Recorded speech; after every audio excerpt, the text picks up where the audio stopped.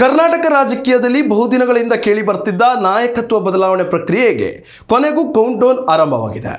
ಮುಖ್ಯಮಂತ್ರಿ ಸಿದ್ದರಾಮಯ್ಯ ಅವರು ನಾಳೆ ತಮ್ಮ ಸಿಎಂ ಸ್ಥಾನಕ್ಕೆ ಅಧಿಕೃತವಾಗಿ ರಾಜೀನಾಮೆ ನೀಡಲಿದ್ದಾರೆ ಎನ್ನುವ ಮಾಹಿತಿ ಹೊರಬರ್ತಾ ಇದೆ. ಈ ಬೆಳವಣಿಗೆಯ ಹಿನ್ನೆಲೆಯಲ್ಲಿ ನಾಳೆ ಬೆಳಿಗ್ಗೆ 10:30ಕ್ಕೆ ರಾಜಭವನದಲ್ಲಿ ರಾಜ್ಯಪಾಲರನ್ನ ಭೇಟಿ ಮಾಡಲು ಮುಖ್ಯಮಂತ್ರಿಗಳ ಕಚೇರಿ ಸಮಯ ಕೋರಿದೆ ಎನ್ನಲಾಗ್ತಿದೆ. ದೆಹಲಿಯಲ್ಲಿ ಕಾಂಗ್ರೆಸ್ ಹೈಕಮಾಂಡ್ ನೇತೃತ್ವದಲ್ಲಿ ನಡೆದ 7 ಗಂಟೆಗಳ ಸುದೀರ್ಘ ಮ್ಯಾರಥಾನ್ ಸಭೆಯ ಬಳಿಕ ಈ ಪ್ರಮುಖ ರಾಜಕೀಯ ಬೆಳವಣಿಗೆ ಸಂಭವಿಸಿದೆ. ಪಕ್ಷದ ನಾಯಕ ರಾಹುಲ್ ಗಾಂಧಿ ಅವರೊಂದಿಗೆ ನಡೆದ ಮಹತ್ವದ 1-to-1 ಮಾತುಕತೆಯ ನಂತರ ಸಿದ್ದರಾಮಯ್ಯ ಅವರು ಈ ಹಿಂದೆ ಮಾಡಿಕೊಂಡಿದ್ದ ಅಧಿಕಾರ ಹಂಚಿಕೆ ಸೂತ್ರಕ್ಕೆ ಗೌರವ ನೀಡಿ ಹುದ್ದೆ ತ್ಯಾಗ ಮಾಡಲು ಒಪ್ಪಿಕೊಂಡಿದ್ದಾರೆ. ನಾಯಕರು ದೆಹಲಿಯಿಂದ ಹಿಂತಿರುಗುತ್ತಿದ್ದಂತೆ ಬೆಂಗಳೂರಿನಲ್ಲಿ ರಾಜಕೀಯ ಚಟುವಟಿಕೆಗಳು ತೀವ್ರಗೊಂಡಿವೆ. ನಾಳೆ ಬೆಳಿಗ್ಗೆ ಸಿದ್ದರಾಮಯ್ಯ ಅವರು ತಮ್ಮ ಅಧಿಕೃತ ನಿವಾಸದಲ್ಲಿ ವಿದಾಯದ ಉಪಹಾರ ಕೂಟವನ್ನು ಆಯೋಜಿಸಿದ್ದು ಎಲ್ಲ ಸಚಿವರಿಗೆ ವೈಯಕ್ತಿಕವಾಗಿ ಆಹ್ವಾನ ನೀಡಿದ್ದಾರೆ.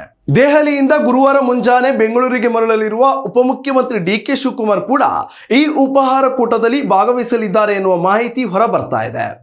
ಮತ್ತೊಂದೆಡೆ ಸಿಎಂ ರಾಜೀನಾಮೆ ನೀಡಲಿದ್ದಾರೆ ಎಂಬ ಸುದ್ದಿ ಕೂಡ ಹರಡುತ್ತಿದ್ದಂತೆ ಸಿದ್ದರಾಮಯ್ಯ ಅವರ ಆಪ್ತ ಸಚಿವರು ಮತ್ತು ಶಾಸಕರು ಮುಖ್ಯಮಂತ್ರಿಗಳ ನಿವಾಸಕ್ಕೆ ಧಾವಿಸುತ್ತಿದ್ದಾರೆ. ಹಿರಿಯ ಸಚಿವರಾದ ಜಮೀರ್ ಅಹಮದ್ ಖಾನ್, ಎಂ.ಸಿ. ಸುಧಾಕರ್, ಡಾಕ್ಟರ್ ಎಚ್.ಸಿ. ಮಹದೇವಪ್ಪ ಮತ್ತು ಶಾಸಕ ಕೆ.ಎಂ. ಶಿವಲಿಂಗೇಗೌಡ ಸೇರಿದಂತೆ ಪ್ರಮುಖ ನಾಯಕರು ಈಗಾಗಲೇ ಸಿದ್ದರಾಮಯ್ಯ ಅವರನ್ನು ಭೇಟಿ ಮಾಡಿ ಮುಂದಿನ ರಾಜಕೀಯ ಕಾರ್ಯತಂತ್ರಗಳ ಕುರಿತು ಸುದೀರ್ಘ ಸಮಾಲೋಚನೆ ನಡೆಸಿದ್ದಾರೆ. ಮೂಲಗಳ ಪ್ರಕಾರ ಸಿದ್ದರಾಮಯ್ಯ ಅವರು ಉಪಹಾರ ಕೂಟ ಮುಗಿದ ತಕ್ಷಣವೇ ನೇರವಾಗಿ ರಾಜಭವನಕ್ಕೆ ತೆರಳಿ ತಮ್ಮ ರಾಜೀನಾಮೆ ಪತ್ರವನ್ನು ಸಲ್ಲಿಸಲಿದ್ದಾರೆ.